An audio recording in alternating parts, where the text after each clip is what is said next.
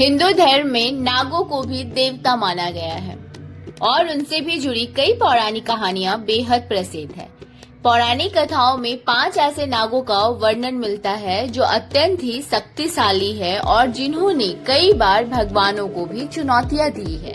तो आइए जानते हैं इन 5 शक्तिशाली नागों के बारे में। तो दोस्तों, छोटी सी रिक्वेस्ट है, वीडियो शुरू करने से पहले हमारे चैनल को सब्सक्राइब कर लीजिएगा। आगे बढ़ते हैं। हिंदू धर्म में सर्प के रूप में नाग भी देवता माने जाते हैं और उनसे जुड़ी कई पौराणिक कहानियां भी प्रचलित है। इन नागों का अपना ही महत्व है। कुछ भगवान के प्रिय हैं तो कुछ ने उनसे शत्रुता मोड़ ली है। ये 5 नाग में से सबसे पहले नाग का नाम है शेषनाग। शेषनाग ऋषि कश्यप और कद्रु के ज्येष्ठ पुत्र माने जाते हैं। इनकी माता कद्रु के छल के कारण इन्होंने सब कुछ छोड़ दिया और गंधमादन पर्वत पर जाकर भक्ति में लीन हो गए। इनकी भक्ति से प्रसन्न होकर ब्रह्मा जी ने इन्हें ये जिम्मेदारी सौंपी थी कि पृथ्वी का भार वहन करे। तब से इनके ही फन पर पृथ्वी का भार टिका हुआ है। शेषनाग को भगवान विष्णु का सबसे बड़ा सेवक माना जाता है और क्षीर सागर में भगवान विष्णु शेषनाग पर ही लेटे रहते हैं। पौराणिक मान्यताओं के अनुसार शेषनाग के हजारों सिर हैं, जिसका कोई अंत नहीं, इसलिए इन्हें अनंत भी कहा जाता है। लक्ष्मण और बलराम शेषनाग का ही अवतार थे। शास्त्रों के अनुसार इन्हें ब्रह्मांड का पहला नाग माना गया है। दूसरे नंबर पे आता है सबसे शक्तिशाली नाग में बासुकी नाग। बासुकी नाग भगवान शिव के प्रिय सेवक माने जाते हैं और गले में लिपटे रहते हैं। त्रिपुर दाह के समय बासुकी शिव जी के धनुष की डोर बने थे। ये शेषनाग के ही भाई हैं। समुद्र मंथन के दौरान रस्सी की जगह बासुकी को ही मेरु पर्वत पर बांधकर समुद्र मंथन किया गया था। पौराणिक कथा के अनुसार जब वासुदेव श्री कृष्ण को टोकरी में रखकर यमुना नदी पार कर रहे थे, तब भयंकर बरसात से बासुकी नाग ने ही श्री कृष्ण की रक्षा की थी। तीसरे नंबर पे आता है तक्षक नाग। तक्षक पाताल लोक में रहते हैं और उन्हें नाग वंश में सबसे खतरनाक सर्प माना जाता है।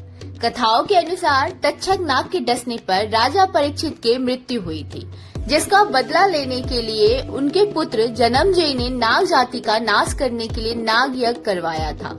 इस यज्ञ में अनेक सर्प गिरकर भस्म होने लगे थे और उसके बाद तक्षक की बारी आई। तक्षक देवराज इंद्र की शरण में गया। आस्तिक मुनि के कहने पर यज्ञ रोका गया और तक्षक के प्राण बचे। तक्षक को कलयुग के आगमन का कारण माना जाता है। करकोटक नाग। करकोटक भगवान शिव के प्रमुख गण और उनके अनन्य भक्त माने जाते हैं। नाग जाति के विनाश के लिए जब यज्ञ हो रहा था तो करकोटक ने भगवान शिव की घोर तपस्या की। घोर तपस्या के फलस्वरूप करकोटक ने भगवान शिव के गले में स्थान मांगा तो शिव ने वासुकी नाग को पहले से ही उनके गले में होने के कारण उन्हें वो स्थान देने के लिए मना कर दिया। लेकिन भक्ति से प्रसन्न भगवान शिव ने उन्हें शिवलिंग पर स्थान दिया, यानी कि शिवलिंग से लिपटे नाग वासुकी नहीं बल्कि करकोटक नाग है। मान्यता है कि जो लोग पंचमी, चतुर्दशी और रविवार के दिन करकोटेश्वर शिवलिंग की पूजा करते हैं, उन्हें सर्प पीड़ा नहीं होती। अब बात करते हैं कालिया नाग के बारे में। कालिया नाग यमुना नदी में अपने पत्नियों के साथ निवास करता था। उसके जहर से यमुना नदी का पानी जहरीला हो गया था। श्री कृष्ण ने जब यह देखा तो वे लीलावश यमुना नदी में कूद गए।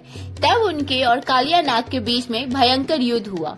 श्री कृष्ण ने कालिया नाग को पराजित कर दिया। तब कालिया नाग की पत्नियों ने श्री कृष्ण से कालिया नाग को छोड़ने के लिए प्रार्थना की। तब श्री कृष्ण ने उनसे कहा कि तुम सब यमुना नदी को छोड़कर कहीं और निवास करो। श्री कृष्ण के कहने पर कालिया नाग परिवार सहित यमुना नदी छोड़कर कहीं और चला गया। तो दोस्तों, ये थे हिंदू धर्म के 5 महाबली और सबसे भयंकर नाग। ऐसे तो नाग और भी बहुत सारे हैं जिनके बारे में अगर आप कमेंट करेंगे तो मैं अगली वीडियो उस टॉपिक के ऊपर बनाऊंगी। और आपको ये जानकारी कैसी लगी मुझे कमेंट बॉक्स में लिख के बताइएगा और इस वीडियो को ज्यादा से ज्यादा शेयर करिए, लाइक करिए और बहुत जल्दी मिलेंगे अगले एक नई वीडियो में। तब तक के लिए धन्यवाद।